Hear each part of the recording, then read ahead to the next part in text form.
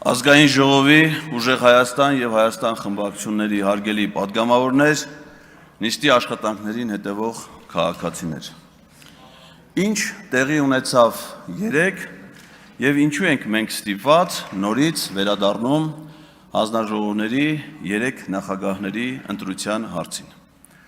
Իմ ընկալումներում ազգային ժողովի քաղաքացիական պայմանագիր խմբակցությունը պարզապես քաղաքական սաբոտաժի միջոցով փորձում է տապալել ազգային ժողովի աշխատանքները եւ ազգային ժողովի բնականոն գործունեությունը։ Այն որ ուժեղ Հայաստան խմբակցությունը առաջադրել էր հանձնաժողովի նախագահի թեկնածուներ, դա ընդամենը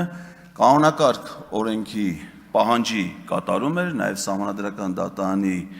որոշման մեկնաբանություններով տրված պահանջ եւ ըստ որում ուժեղ Հայաստան խմբակցությունը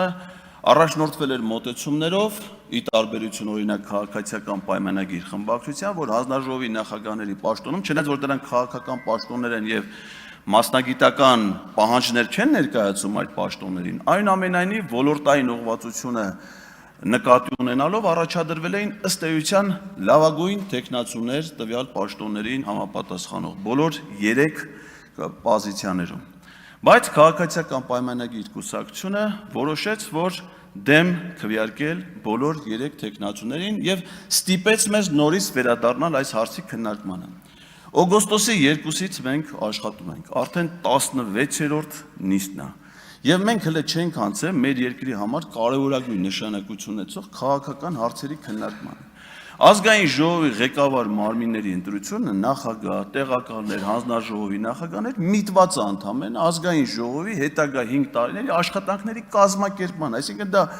կազմակերպական հարց է, ոչ մի ֆունկցիոնալ, բովանդակային նշանակություն չունի։ Հիմա Ֆարմանյանը կլինի հանձնաժողովի նախագահ, թե Մանուկյանը, թե մեկ ուրիշը, դրանից ազգային ժողովի կյանքում, այդ մարդկանց կյանքում ոչ մի էական բան չի փոխվում։ Ընդամենը պետք էր ապահովել ֆունկցիոնալ ընթացքը։ Մի ուրիշ բան հիշեցնեմ ձեզ, երբ որ հանձնաժողովների թվաքանակի հարց էր քննարկվում, ես առաջարկեցի ստեղծել ոչ թե առավելագույն թվով 12, ոնց որ առաջարկում էր, այլ 6 հանձնաժողով։ Դե մարդիկ չեն ուզում լսեն։ Ես որում ինչն էի հաշվի առել, եւ հանձնաժողով, եւ ֆինանսական բաղադրիչ, ինչքան փող կտնտեսի մեր պետությունը, եւ հանձնաժողովների նախորդ գումարման ազգային ժողով ունեցած ծանրաբեռվածությունը, հանձնաժողովների միջև աշխատանքի հնարավոր ռացիոնալ հավասարաչափ բաշխումը, ինչպես նաեւ ժամանակի տնտեսումը։ Ասենք պատկերացրեք, եթե ընդունված լիներ այդ առաջարկը, մենք վաղուց էինք հիմա ավարտել հանձնաժողովների ձևավորումը եւ անցել էինք ոչ միայն իրավունքի ուժով սահմանված օրակարգի, այլ նաեւ օրակարգային այլ հարցերի առաջ։ Եվ ես չեմ կարողանում հասկանալ, ասենք, այս ամեն ինչը, այս ձևի ձգձգելու է սաբոտաժի իմաստը ո՞րն է։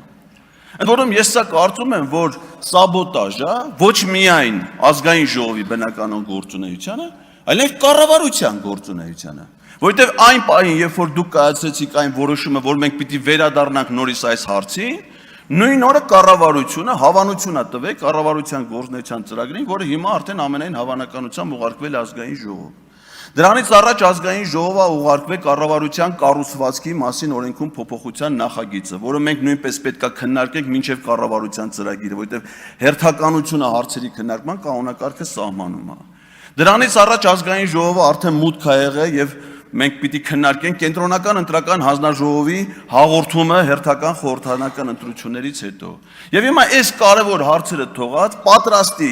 տեխնացուներին առաջադրած մարդիկ ընդամենը առանց քաղաքական որևէ բացատրություն, հիմնավորում տալու չեն ընտրում, ասում է չէ, չենք ուզում Նիկոլ Փաշինյանը գա ազգային ժողով։ Բերեք այնքան այս հարցերը քննարկենք, չենք ուզում իրան այստեղ տեսնենք, տենց է ստացվում։ Օրինակ ես անհամբեր եմ իր հետ իմ հանդիպմանը։ Թե դուք ինչի չեք ուզում այդ մարդը գասի, ես չեմ հասկանում, իր հեղինակությամբ, իր գործնեությամբ դուք եք նստել, եք չեք ուզում ինքը գասի։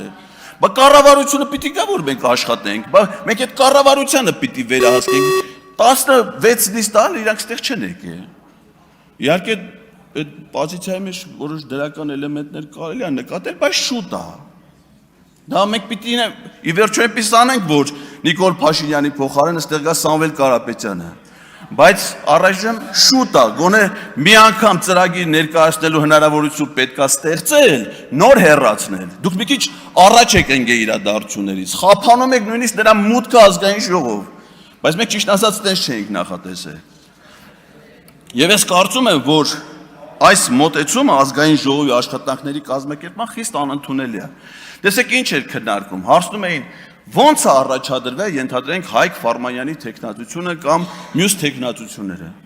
Շատ պարզ, ո՞նց է առաջադրվել։ Եղել է խմբակցության նիստ, եղել են առաջարկներ, տեխնատություններ, քննարկել են, կայացել են որոշում։ Դուք ձեր առաջադրման օրինականությունից խոսեք։ Բոլոր պոզիցիաների վրա, որտեղ առաջադրում ա եղել ՔՊ-ի կողմից, առանց բացառության եղել է քաղաքացիական պայմանագիր կուսակցության վարչության որոշումներ։ Առանց բացառության եւ բոլոր առաջադրումները խմբակցության համապատասխանել են վարչության որոշումներին։ Բացում ենք կուսակցությունների մասին սահմանադրական օրենք։ Ինչ առաջադրումներ կարող է անել քաղաքական կուսակցությունը։ Հստակ գրած է ազգային ժողովի համապետական ընտրությունների ցուցակի հաստատում, Երևանի, Գյումրի, Վանաձոր համայնքի ավականների ցուցակի հաստատում։ Մյուս որոշումը կայացնում է խմբակցությունը եւ ինչի համար այս տարբերակը, սա սահմանադրական կարգի տապալման էլեմենտ է իր մեջ պարունակում, որովհետեւ կուսակցության վարչության կազմում են օրինակ քաղաքացիական պայմանագրի դեպքում վարչապետ, նախարարներ, ԱԽԿ, մասնավոր առևտրային ընկերությունների աշխատակիցներ, այսինքն մարդիկ, որոնց ճակատագիրը ստեղ պետք է որոշվի, իրանք ընդեղ պիտի պաշտոնավարեն, թե չէ, բայց պարզվում է հակառակն է։ Գործադիր իշխանության պաշտոնյաները որոշում են, թե օրենսդիր մարմնի ղեկավար պաշտոններով ով պիտի զբաղեցնի։ Սա երկու սահմանադրական օրենքի, կուսակցությունների մասին եւ ազգային ժողովի կանոնակարգ սահմանադրական օրենքների կոպտագույն խախտում է։ Եվ այդ ապօրինության հեղինակները մեզ հարցնում են, ասում են, իսկ դուք ինչի եք ինչ-որ օրինական որոշումներ կայացնում, որոշված է, որ խմբակցությունը պիտի կայացնի, խմբակցությունն է կայացնում, կայացնում է այն ժամանակ, երբ որ այդ որոշումը պիտի կայացնի։ Սա շատ պարզ մոտեցում է։ Գալով մեր կողմից առաջադրված տեխնացուներին։ Ես շատ եմ ափսոսում, որ այդ սաբոտաժի մեթոդը կիրառվեց նաև տեխնացուների հանդեպ։ Օրինակ, ֆինանսավարկային բյուջետային հարցերի հանձնաժողովի պարագայում։ Իհարկե, դուք այդ ձևով մեզ ոչ մի պարագայում ուժեղ Հայաստանին չեք կարող ծանր իրավիճակի մեջ դնել։ Այս խմբակցության ցանկացած падգամավոր, ցանկացած հանձնաժողով կարող ղեկավարի։ Դուք նայեք, ասում են, տես մի մոտեցում էր հնչում այս դահլիճում։ Տրամաբանությունը քաղաքական որոշման հետևյալն էր, քանի որ ուժեղ Հայաստանը մինչ այդ քվեարկությունների ժամանակ կողմ չի քվեարկել ՔՊ-ի առաջադրած տեխնացուներին, սա ինչ որ թե պատասխան վերաբերմունքն է այդ որոշումներին, բայց պարզա մի բան չէ, որ եթե ուժեղ Հայաստանը չի քվեարկում, միայն ձեր խմբակցության քվեները բավարար են որոշումներ կայացնելու համար եւ մինչեւ հիմիկվա ձեր ընտրության արդյունքում միայն ձեր խմբակցության падգամավորներով ի վերջո որոշումը կայացվել է, մենք անցել ենք հաջորդ հարցին։ Բայց դուք քաջատեղյակ եք, որ երբ որ դուք կողմ չեք քվեարկում առաջադրված մյուս տեխնացուներին, այդ տեխնացուները չեն ընտրվում։ Այսինքն դրանով տապալվում է ազգային ժողովի բնականon գործունեությունը։ Իսկ մենք ինչի չենք օրինակ քվեարկել։ Ինձ համար անկեղծ ասած շատ դժվար էր կողմ քվեարկել ազգային ժողովի նախագահի կամ տեղակալների պաշտոնում այն տեխնացությունների օգտին, որոնք իրենց կյանքում առաջին պետական պաշտոնը զբաղեցրել են 18 թվականի ողբերգությունից հետո։ Իսկ մենք ինչ տեխնացու էինք առաջադրել ազգային ժողովի փոխնախագահի պաշտոնում։ Մի մարդու, ով որ եւ օրենսդիր, եւ գործադիր, եւ դատական իշխանության մարմիններում ամենաբարձր պաշտոններն է զբաղեցրել, մասնավոր առևտրային ընկերությունում ամենամեծ հեղինակավոր ընկերություններում ամենապատասխանատու գործողություններ, առաքելություններ իրականացրել։